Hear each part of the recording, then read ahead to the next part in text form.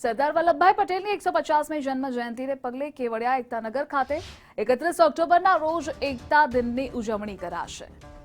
2 દિવસ પ્રધાનમંત્રી નરેન્દ્ર મોદી રોકાશે। આ સાથે 17 ઓક્ટોબરથી 15 નવેમ્બર સુધી પ્રકાશ વર્ષની ઉજવણી થશે।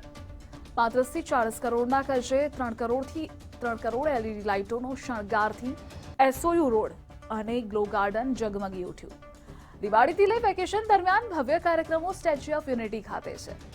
નર્મદા નિગમ દ્વારા વિદેશમાં જેમ લાઇટિંગવાળા ગાર્ડન હોય તેમ હવે કેવડિયામાં પણ ગ્લો ગાર્ડન બનાવવામાં આવ્યા।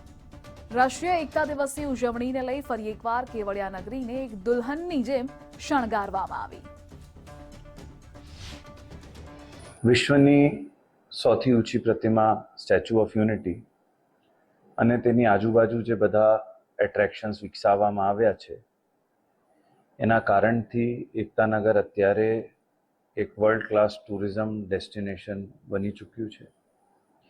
દર વર્ષે 31 ઓક્ટોબરના રોજ સરદાર સાહેબની જયંતિ ઉપર રાષ્ટ્રીય એકતા દિવસ ઉજવવામાં આવે છે। આ વખતે પણ એક મોટું સ્વરૂપમાં રાષ્ટ્રીય એકતા દિવસની ઉજવણી થશે। આ વખતે સાંજના ટાઈમે એક અનોખો પર્વ જેને એકતા પ્રકાશ પર્વ કહી શકાય એ પણ યોજવામાં આવી રહ્યું છે। 17 ઓક્ટોબરથી લઈને 15 નવેમ્બર સુધી, જેમાં ખાસ દિવાળી અને લાભ પાંચમ ને બધાની વેકેશન્સ પણ હશે, એમાં એક એકતા પ્રકાશ પણ ઉજવવામાં આવી રહ્યું છે।